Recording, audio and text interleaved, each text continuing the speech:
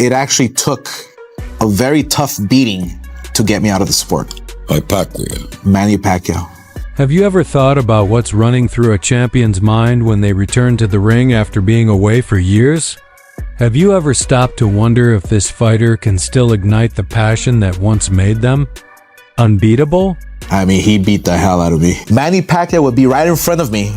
He would, after hitting me 15 times, Oscar de la Hoya stood in the gym, the rhythmic thud of gloves hitting the bag filling the air. He watched as a familiar figure shadowboxed, moving with the same fierce intensity that had marked his peak. Though boxing is often seen as a sport for the young, there was Manny Pacquiao, 46 years old and 4 years, removed from official fights, displaying a speed and ferocity that shattered all doubts.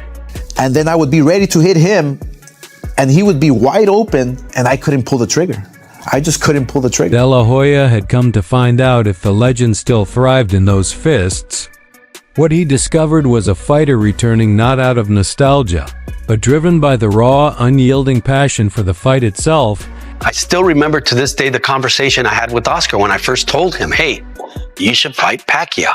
After going through intense sparring sessions and grueling drills with Pacquiao, De La Hoya's first words hit the gym like an electric charge. He didn't dwell on the time that had gone by, nor did he embellish his own career or Pacquiao's legendary history. Instead, with a voice full of both respect and awe, he spoke about the fierce determination he witnessed in every jab, the fire behind every combination, and the unmistakable spark still shining in Pacquiao's eyes. Oscar laughed. He's too little. He's too little, that guy. There is a difference of almost 20 pounds. And the intensity of a young fighter was clear, and every punch controlled but powerful. Each movement in the footwork drills was performed as if Pacquiao's body carried the memory of more than 40 years of battles inside the ring. De La Hoya confessed he had underestimated how age could never weaken that sharpness. People want to see that fight. People are excited. He's the guy that's coming up.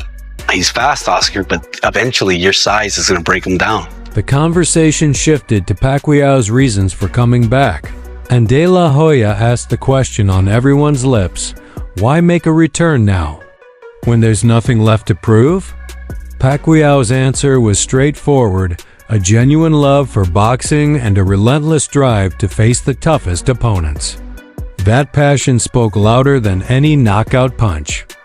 De La Hoya nodded, recognizing that real fighters never truly retire, they simply wait for the next challenge to reignite their fire. Watching him in motion, De La Hoya saw that Pacquiao hadn't lost his lightning-fast reflexes or the explosive power that once made opponents quake.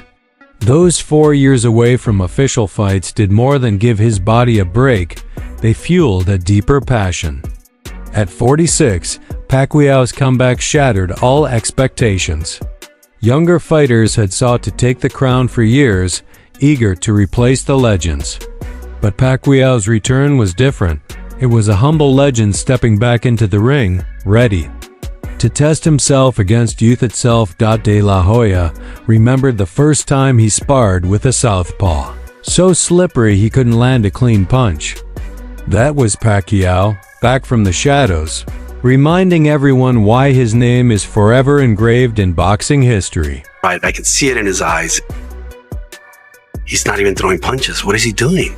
Pacquiao snakes his left hand through De La Hoya's guard. De La Hoya shared stories he'd heard about Pacquiao's disciplined lifestyle, running at dawn, meditating at dusk, and balancing church services with intense mitt work in between.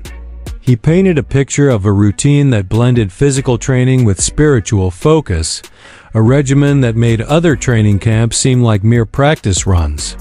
Critics once doubted Pacquiao's age wouldn't catch up to him, but in De La Hoya's vivid memory, it only made him sharper. Then he reflected on their own fight years ago, not holding back about the punishment he endured, 15 precise punches, each landing with the impact of a powerful message. He spoke openly about entering the ring under-prepared, mistakes and weight cutting that drained his energy, And the moment he realized he wasn't just facing a man but a true force of nature. That memory, De La Hoya admitted, had haunted him, but now stood as proof of Pacquiao's lasting skill. De La Hoya then turned to the unspoken rules of sparring, describing how Pacquiao's camp discouraged unauthorized filming while maintaining an atmosphere of trust and respect. He recounted rare, secret glimpses of Pacquiao's training that occasionally surfaced, always protected by a code of honor no true fighter would break. In those hidden clips, Pacquiao moved like someone half his age, his combinations sharp, his angles unpredictable.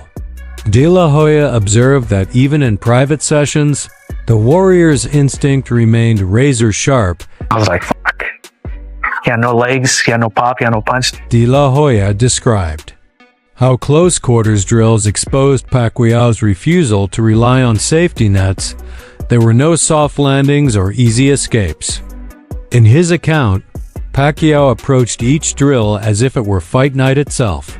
Every left hook and pivot executed with the dedication of a man determined not only to reclaim past glory but to write a new chapter of greatness. As De La Hoya spoke, the story of Pacquiao's journey unfolded from a young prodigy to a global icon, from political office back to the prize ring, all building toward this moment. The upcoming fight with Mario Barrios was far from a casual return. It was a bold statement. De La Hoya cautioned that Barrios, though younger and eager, would face a challenge unlike any before. Pacquiao's record spoke volumes, but it was the fierce fire in his eyes that convinced De La Hoya this wasn't just an exhibition, it was a true attempt to defy age itself. In the closing moments, De La Hoya urged Pacquiao to remember the passion that first drew him to the sport. He reminded him that every champion carries the dreams of fans, nations, and young fighters watching with hope in their hearts. De La Hoya's final thought was clear: legends never truly fade. They rise, fall, and rise again. Watching Mario Barrios shadowbox across from Pacquiao, De La Hoya couldn't help but laugh at the scene. Pacquiao is making De La Hoya look old, slow, ineffectual. De La Hoya has zero answers.